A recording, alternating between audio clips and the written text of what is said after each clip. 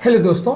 Liver patients में जब liver fail हो जाता है तो हेपेटिक एनकेफेलोपैथी एक डेंजरस और पोटेंशियली लीथल या जानलेवा कॉम्प्लिकेशन माना जाता है। कुछ इंपॉर्टेंट फैक्टर्स हैं जो इस प्रॉब्लम को ट्रिगर करते हैं, जिससे हमें बचना ज़रूरी है। इनके बारे में जानना ज़रूरी है। यदि हम इन ट्रिगर्स को अवॉइड कर सकें तो हेपेटिक एनकेफेलोपैथी से हम अपने आप को या अपने पेशेंट को बचा सकते हैं और पेशेंट को कोमा में जाने से या उसकी डेथ होने से बचा सकते हैं। इसलिए आज हम बात करेंगे स्पेसिफिकली क्या क्या ट्रिगर्स हैं, क्या क्या रिस्क फैक्टर्स हैं हेपेटिक एनकेफेलोपैथी के लिए।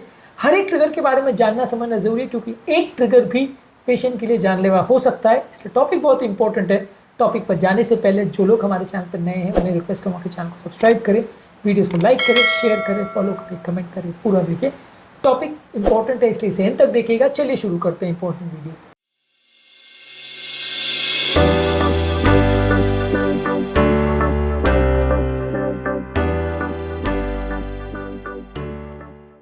सबसे पहला ट्रिगर फैक्टर्स पर बात करेंगे।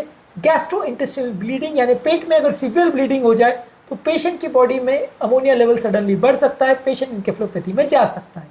पेशेंट की बॉडी में अगर इन्फेक्शन हो, खासकर एसाइटिक फ्लूइड में, या पेट में अगर इन्फेक्शन हो, यूरिनरी ट्रैक्ट इन्फेक्शन हो या निमोनिया हो, तो ये भी प्रेसिपिटेट कर सकता है हेपेटिक एनकेफेलोपैथी।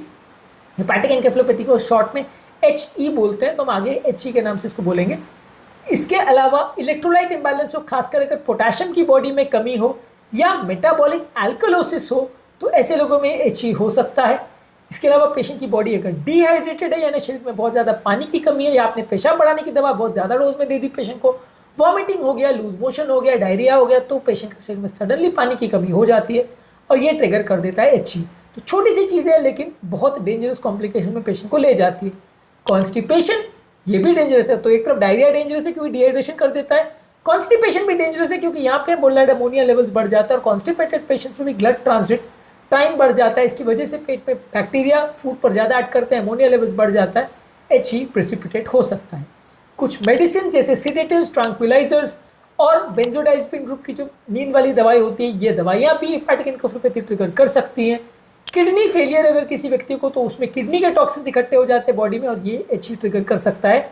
इसके अलावा यदि व्यक्ति डाइट में बहुत ज़्यादा मात्रा में अगर प्रोटीन ले लेता है तो इससे भी अमोनिया लेवल बढ़ सकता है और ये भी HE यानी हेपेटिक एनकेफेलोपैथी को ट्रिगर कर सकता है। तो बहुत छोटी छोटी चीज़ें हैं लेकिन बहुत बड़ी बड़ी प्रॉब्लम खड़ी कर सकती है, इसलिए इसके बारे में जानना और हर एक चीज़ के बारे में बहुत सतर्कता आवश्यक है। अब बात करेंगे क्या रिस्क फैक्टर्स है हेपेटिक एनकेफेलोपैथी के।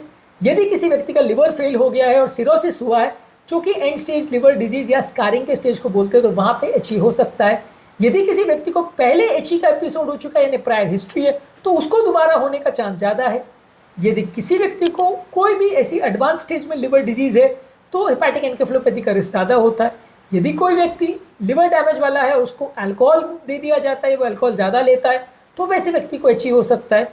यदि पहले से कॉम्प्रोमाइज लिवर है और उसके ऊपर हेपेटाइटिस B या C का इन्फेक्शन हो जाए, तो ऐसे लोगों को HE हो सकता है। यदि किसी व्यक्ति की लिवर की कोई सर्जरी हुई है, ट्रांसप्लांटेशन हुआ है, तो वो सर्जिकल स्ट्रेस की वजह से भी HE ट्रिगर हो सकता है। इसके अलावा एक पोर्टो सिस्टमिक शंट जो बनाया जाता है पोर्टल हाइपरटेंशन को कम करने के लिए, यानी पोर्टल वेन से सिस्टमिक सर्कुलेशन में ब्लड को डाइवर्ट करने के लिए, पर ये शंट बनाने के बाद क्या होता है कि जो बॉडी के टॉक्सिन लिवर को क्लियर करना था वो कर ही नहीं पाता, क्योंकि लिवर में ब्लड ही नहीं जा रहा, ब्लड डायरेक्ट पोर्टल वेन से हेपेटिक वेन में चला जा रहा है। तो वैसे केसेस में भी HE प्रेसिपिटेट हो सकता है कि ब्लड में सडनली टॉक्सिन लेवल बढ़ सकता है। तो ये शंट वैसे तो ट्रीटमेंट है लेकिन ये प्रॉब्लम क्रिएट कर सकता है यदि सही तरह से मैनेज और मेंटेन ना किया जाए।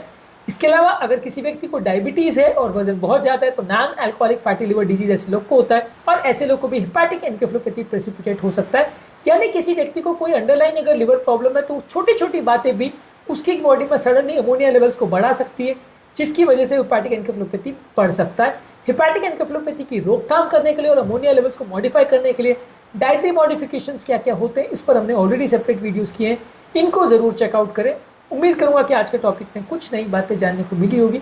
जो लोग हमारे चैनल पर नए हैं उन्हें रिक्वेस्ट करूंगा कि चैनल सब्सक्राइब करें, वीडियोस को लाइक करें, शेयर करें, फॉलो करें, कमेंट करें, पूरा देखें।